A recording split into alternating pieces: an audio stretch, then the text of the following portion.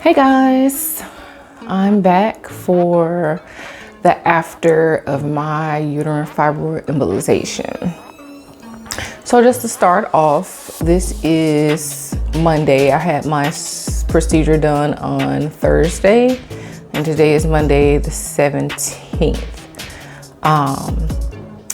I am still in pain, having some cramps, a lot of those, but I actually slept through the night last night for the first time, so it's getting better.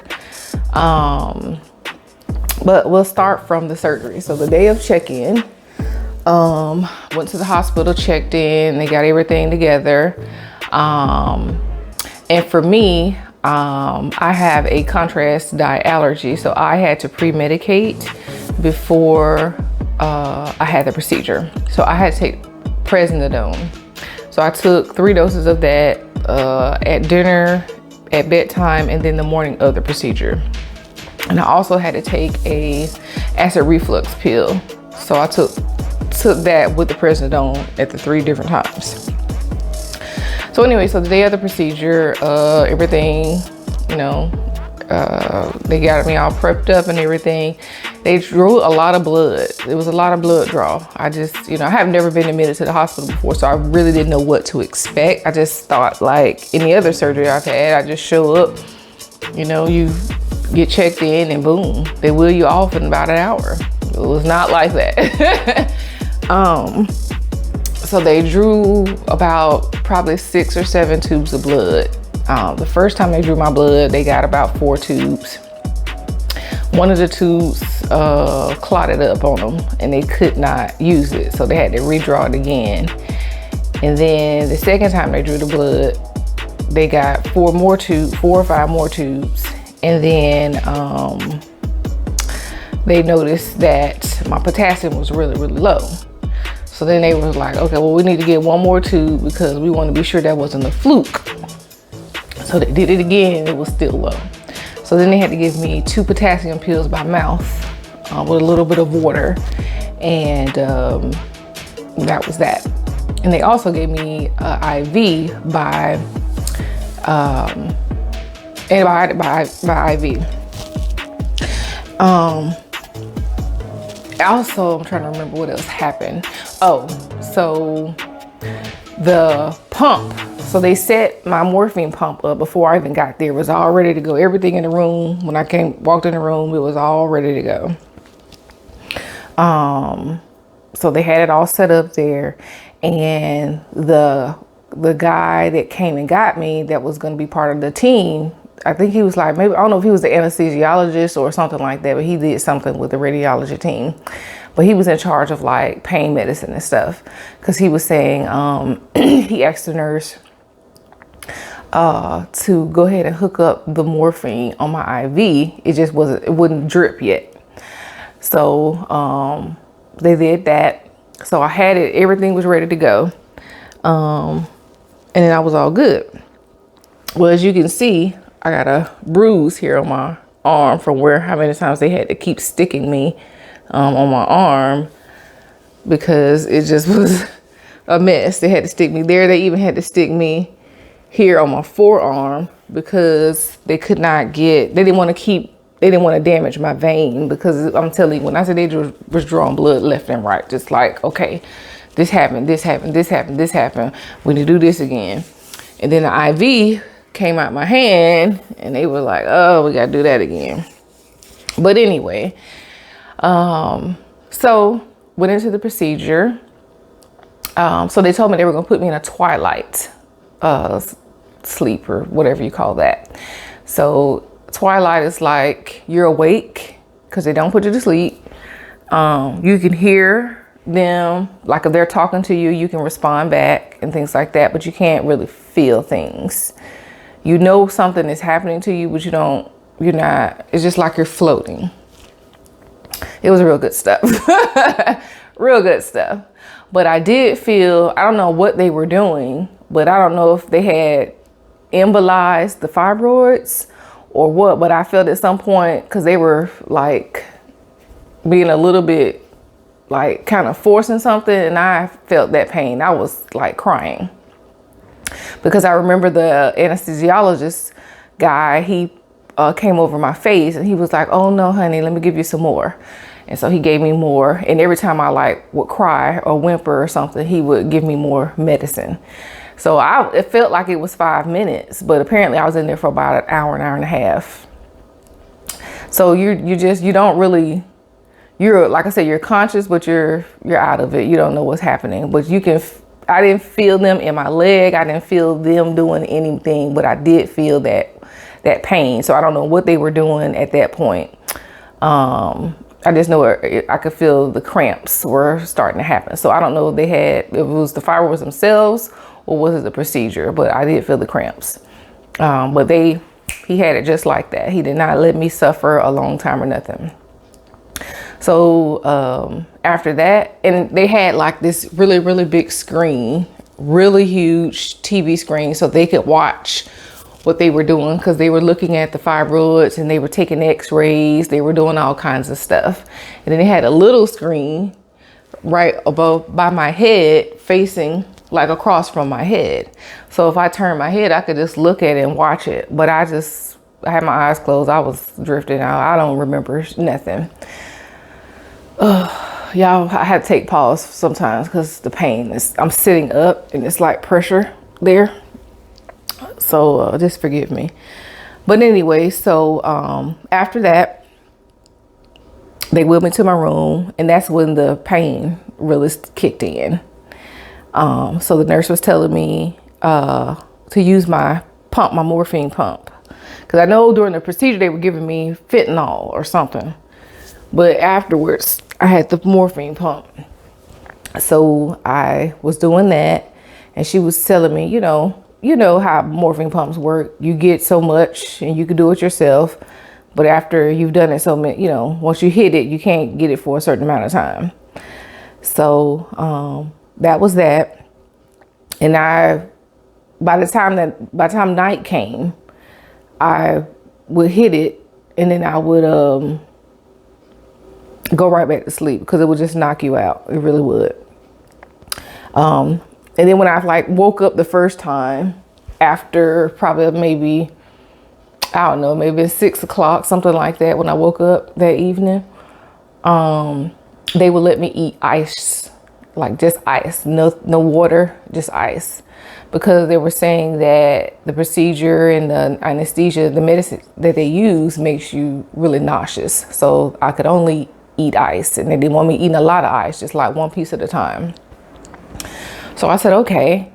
It was that good ice too. That good, was it Sonic ice? Ooh, that ice was so good.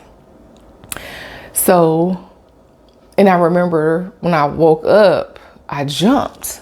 I kept jumping. I was like, oh my God, the room is green. And everybody was like, my friend and the nurse, they were laughing. They was like, it's not green. I said, are you sure? Because it looked green to me. And then I would blink my eyes like, oh, it's not. So I think what was happening was they were saying, oh, it's the medicine. The button on the pump was green, and I would look at my hand or something, and it would just, in my mind, it would appear before my eyes, everything was green. I don't know. But yeah, it had you a little loopy, but nothing too outrageous, I don't think. At least, I don't know. My friend may have a different story for me. So that, yeah, they give you the ice, and then they don't really let you eat anything. So then by, I say about 9, 10 o'clock, my friend, they had her to leave at 8, because all visitors had to leave by 8. So about 9, 10 o'clock, I said I wanted something to eat. So they had tested me out with a little water, and then with like a Sprite, those little Shasta drinks, little small ones. And then they brought me a turkey sandwich, and I'm trying to remember something else. And I had some nuts in my backpack, so they let me eat that. And I tolerated that well, so I was okay with just eating that. So I ate that, and then I was fine. And I hit my pump again because the pain was coming back, and then I went on to sleep. And then I had a catheter in. They put a catheter in. I forgot to say that. They put a catheter in before the procedure. And I don't know if you've ever had a catheter before, but it does not feel good. Because the nurse, when I asked her, before she put it in, I was like, is it going to hurt? She's like, oh, well, you know, a lot of people find it uncomfortable, but I've never really heard anybody say it hurts. It hurts. I've never had any kind of mutilation done down there or any kind of punctual, nothing punction. What am I trying to say? Nobody poking anything down there besides something, you know, we're not going there. And it hurt. That hurt so bad. I was like, it hurt so bad. But once it was in, it was uncomfortable. But I tell you, if it tapped my leg, that hose tapped my leg, I was like, Jesus, take the wheel. It was like a numbing feeling, like a tingling, numbing feeling. I hated it. But eventually my body got used to it and I was fine. But when they took it out, I was like, praise Jesus. So, because they want your bladder as flat as possible during the procedure so they can have room to, you know, see the fibroids and everything while they're doing the procedure. So anyway, so after my procedure and everything, they took out the catheter and then I was like, all right, I have to use the bathroom. So they were like, can you get up by yourself? I said, yeah, I can get up by myself, I think. So I was able to get up by myself and use the bathroom. So they were like, oh, you're doing real good.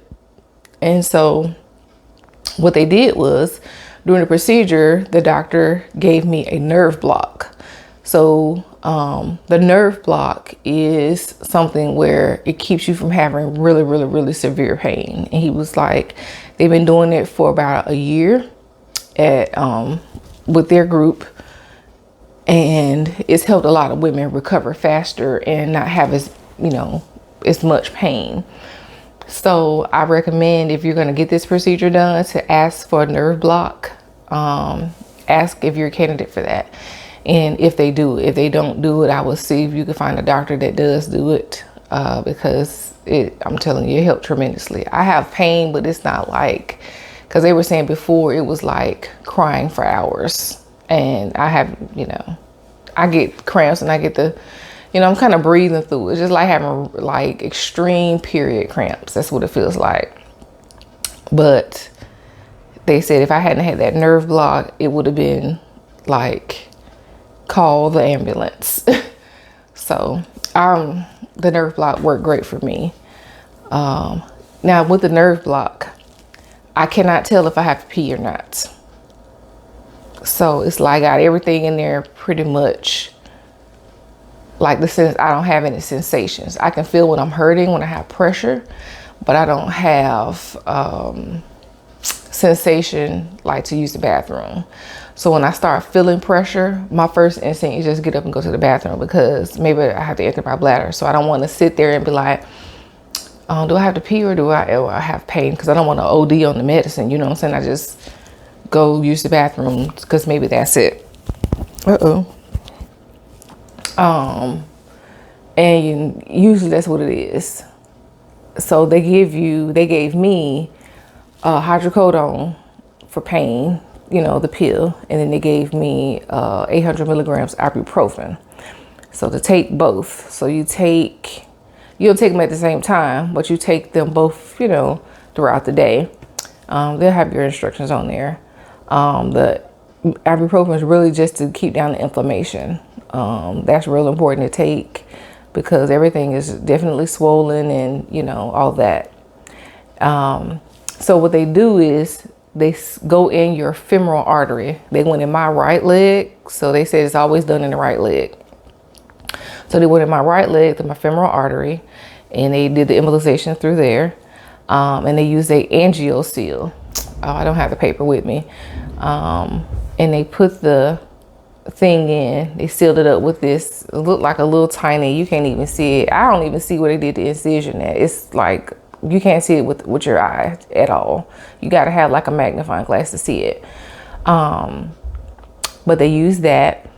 And so after, they said, after the procedure, they told me when I was going home, I cannot pick up anything heavy over 10 pounds, no straining, no no extraneous exercise, nothing that will make blood rush to this area, to your lower area, because you don't want anything to bust, especially with the leg, because if that artery still comes out, you could bleed to death within minutes or seconds. So you have to be extremely careful. If you don't have help, make sure you line up some help or something, somebody to help you, because if you try to do anything on your own and you bust that seal, you're gonna bleed out, and you don't want that to happen. So I advise to, take it easy. Do not try out here trying to be a champ about stuff, because sometimes you're just down. You just need help. And I'm one of those people that, it's hard for me to accept help, but I needed it.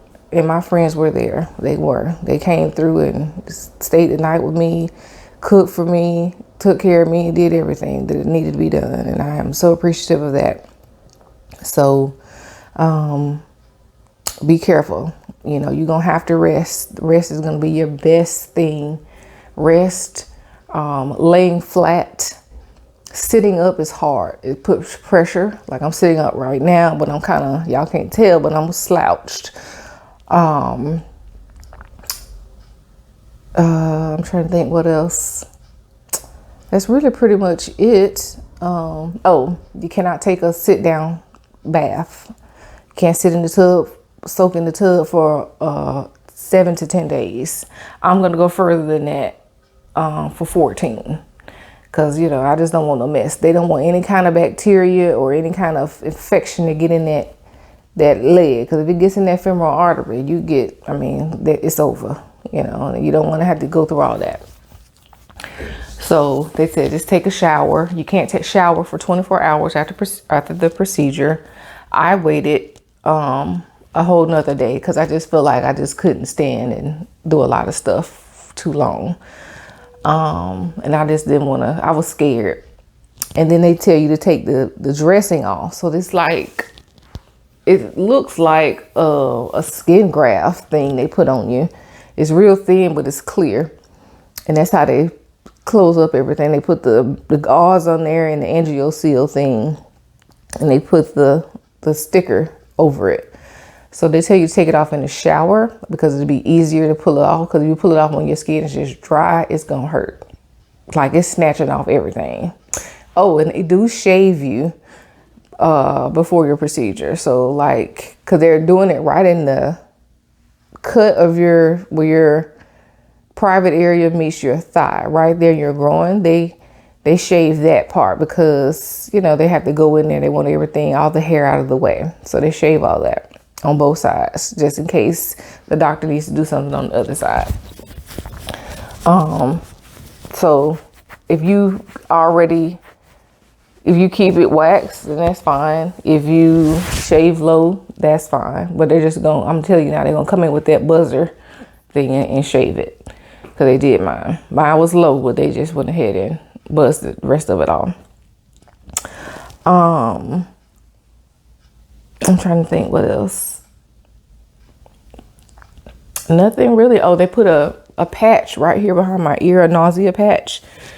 And they told me to keep it on for 48 hours. So I did. And that kept me from getting nauseous. I usually don't get nauseous after a procedure. But, with them messing with my uterus and all that stuff, things get different. So because when they mess with anything that mess with your hormones, you tend to get nauseous. And then, so that's what I was saying, to keep it on for 48 hours. So make sure you keep that on. Do not take it off if they put that patch on you, because I'm telling you, you will need it. And right before I went into the procedure, they gave me Benadryl.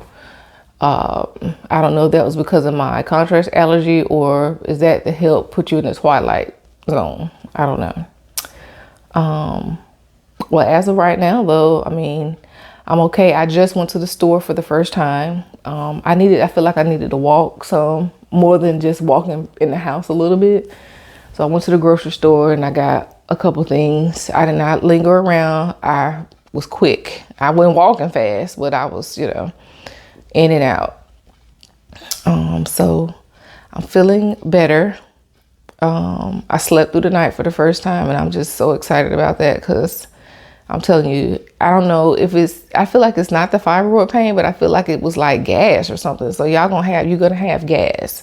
And take stool softeners. They're gonna prescribe you stool softeners, and the pharmacist will probably just tell you to get it over the counter. But I knew from having different surgeries before that you had to take stool softeners with like those opioids. So I had already bought some, and I bought a laxative.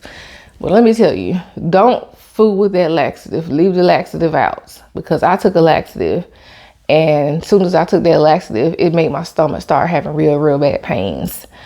And I mean, like, bad. So don't even take the laxative. Don't take nothing else besides that stool softener, because I'm telling you, it's going to make your stomach hurt so bad. You're going to hurt worse there than you are with the actual fibroid pain. So do not take a laxative. Just take the stool softeners. Everything will come out just fine, I promise. And drink plenty of water. Okay, so I'm back.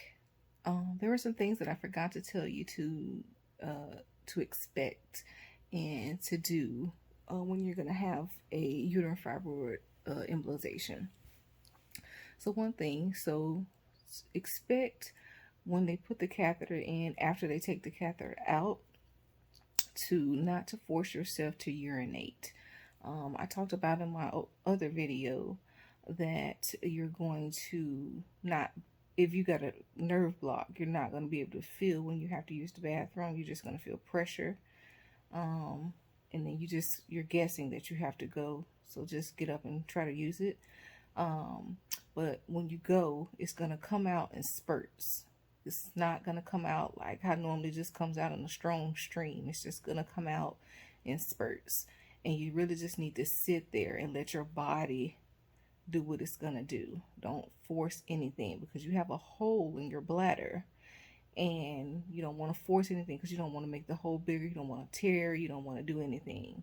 So that's something that they stressed to me about not forcing anything. Just let it kind of slowly trickle. So you have to just sit there. You know, you be sitting there for 5 or 10 minutes. Whatever you got to do, just sit there and let it slowly come out. Another thing is, I'm trying to remember what it was. Oh, so packing for the hospital. If you're staying overnight, with the doctor I had, all of their patients that get a UFE have to stay overnight. Some hospitals, you go home the same day. You just stay for a few hours and then you go home. Well, if you go, I packed like, 2 pair of underwear, a bunch of pads, and I packed a bunch of pads and like those long caftans. I didn't want anything, because I knew I wasn't going to want anything to really touch me after the fact. Because you know how it is, ladies, when you're bloated and your stomach's hurting, you're cramping and all this. You don't want nothing tight on your stomach. So I chose a caftan. If you live up north or something like that, you just want to have something on real loose. So if you got some real big sweatpants, like if you're married or you got a boyfriend or something, or just go out and get some, like two or three times bigger than what your normal size is. Get those size sweatpants and, a bigger shirt. You don't want nothing pressing on your stomach, because it is gonna hurt. Trust me. But what I had forgot to say earlier in my other video was, they would not let me wear my regular underwear in the hospital. They put on those mesh underwear, I guess the kind that they give like when you have a baby. So they put those on me, and then they put a pad in that. And that's what I used. But as soon as they told me I could put my regular underwear on, I put them on, because my butt is really big, and I felt like the back, it wasn't up. In the front it came up, but the back was coming up short. So I just was like uncomfortable in it. But I was laying down, so it wasn't like I was walking around and everybody could see anything. So it wasn't a big deal. So it's that, and after the fact, bleeding. So when I went in, I was on my menstrual. My cycle was on, I think I was on day 4. And I have not stopped bleeding. I think my regular period has stopped, but I'm bleeding because of the procedure still. It's not heavy bleeding. I don't really need a big pad or nothing, because they give you those bigger pads in the hospital. Not the big ones like when you have a baby, but you know, like a regular size maxi without wings. It's not thick, it's thin, the thin ones, like that thin. So they give you those. But I like to use my own stuff, so I'm just using like the long panty liners. That's working for me. That's, you know, you don't need nothing real heavy or real thick. And I'm having some shedding. So yeah, I was having some shedding, and but that's really it. So I don't know if that's part of the fibroids coming out or what, but they said it could happen. But they said to expect bleedings for, it could be a few weeks, few days. It just depends on the person. So mine is very, very light. At one point it had almost stopped, but then the next couple hours it started back up. So it's just up and down. Trying to think of anything else that could be helpful, or things I did mention before. I know those are the things. Oh, as far as in my bag, I packed snacks in my bag. Like I packed the nuts, because you know when they're telling you you can't eat, they only want you to have ice and all that. But I was hungry, and I'm diabetic, and I'm like, bro, I need to eat. I have not eaten since Wednesday. So I was pretty hungry. And I know I wanted something to, you know, supplement the little sandwich they gave me, because it was like a big Kaiser roll and just a couple of pieces of turkey. And I was like, bro, I want something to eat. So I would say pack that, you know, pack something real light that you can handle on your stomach. And I don't pack no 5-course meal, Caesar salad and all that other stuff. But, you know, you could pack, you know, some nuts or whatever, little light bites, an apple, fruit, you know, just something easy. They'll provide all your fluids. You ain't got to worry about none of that. They'll give you all that. So pack those things. Now, they told me not to bring my medication on, you know, my pre-op. They told me not to bring any of my medication, but to bring a list of my medicines. But then, after the fact, the nurses kept asking me, did I have any of the medication with me? Because they didn't have some of the medication that I needed. I was like, well, y'all told me not to bring it. So take the medication, whether they tell you to bring it. If they tell you not to bring it, bring it. Pack all your medication that you take. You know, if you have a little pill sorter, just take it all. And then have your list. Like I have a pharmacy app that I do my refills and stuff through. So I was able to just pull up my pharmacy app and show them what the dose is and everything, because I can't remember all the stuff. I don't know. And then I just show them whatever. And then it's all through the hospital, and my doctors are all linked together. It's the same company or hospital group. So pack those things, you know, don't overpack. I brought a blanket. Like I have this blanket right here, but I also had like another type of blanket, you know, a big one, like a queen size blanket that I took, because the blankets that they have in the hospital are not that thick. They're very thin. They really just give you a sheet almost. So I took my own blanket to have, and I covered up with that, and they made sure I was covered up and tucked in at all times so I wouldn't get cold, because I was complaining that I was cold at first, and they covered me right up. You know, just toothbrush, toothpaste.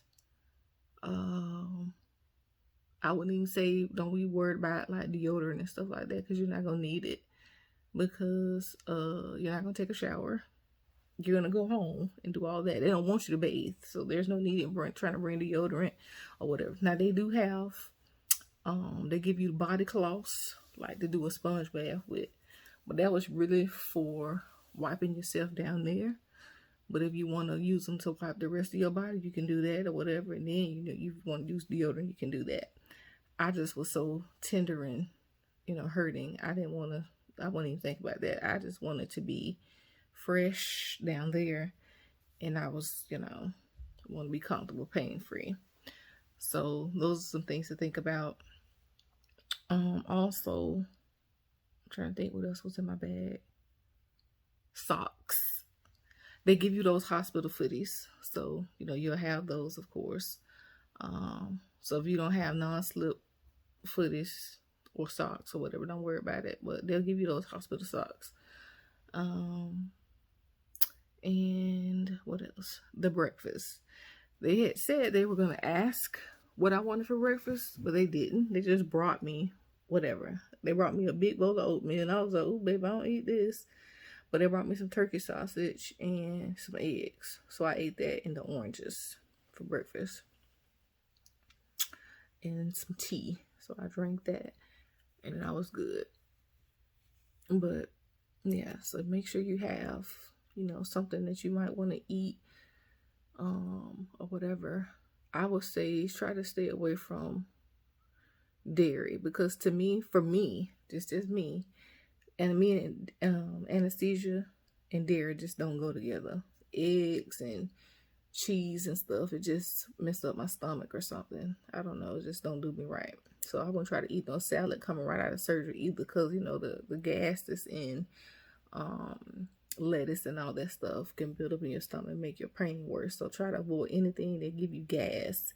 But I have been learning that Pepto-Bismol will break that up. So, because I was suffering real bad last night from bad gas all day yesterday. I had real bad gas, like trap gas in my stomach. It was just, my belly button was just killing me. But I took a few doses of Pepto-Bismol, and it cleared it up. So buy some Pepto-Bismol. They don't tell you to buy it, but I would say if you got some or you need to get some, get that, because that's going to help you. Tums was not doing jack. Rotlays wasn't doing jack. Pepto-Bismol was doing it because it was coating the entire stomach, and it was like helping out. So, and even the gas tablets, like the little tiny little, like Gas X pills, the liquid ones. Those was kind of helping a little bit, but not really. But that Pepto-Bismol was immediate. It was like within 5 or 10 minutes, I started getting results. Those pills, and like it take forever for them to joke us to work. But the Pepto-Bismol was right on time. So I would say that. Now the heating pad, they gave me a bunch of these things here. You have to bend them and pop them for them to get hot. It turns into like sand once you pop it. Or that's what they give you in the hospital, and they let you take whatever you don't use home. So I brought all mine home, but I have a heating pad as well. So for these little packs, you can just stick them in the front of your underwear just to kind of hold it in place, because that's exactly where you're gonna need it at, right there. You just kind of shuffle it around. The heating pad, I felt like it was getting too hot and it was making my stomach feel worse. But they said do it for like 10 to 15 minutes and then take it off. But if you go to sleep, you're not going to know to take it off, So these will be better used for going to sleep with. You use the heating pad while you're awake, and then use these while you're awake. Use these while you sleep, because these don't get as hot as those other ones. And I'm thinking that's really it. And that's it. If you have any questions about anything, like I could be leaving out something, I've been on these medications for the past few days or whatever, so I might be leaving out something that I'm not aware of. So, but if you have any questions, please feel free to ask me, leave it in the comment section. I'll be glad to answer them for you if I can. But yeah, that's it. I hope you enjoyed the video. I hope it was educational for those who need to get this procedure done, who had fears or questions or any kind of doubt. Go for it. I say do it. I'll do another update probably maybe in a week or so, just to see, show you guys how I'm feeling. Have I noticed a difference yet? And we'll see how it goes there. But in the meantime, I love you guys. You are loved. Whatever you're doing, be good or be good at it. And I'll see you guys in the next episode. Bye.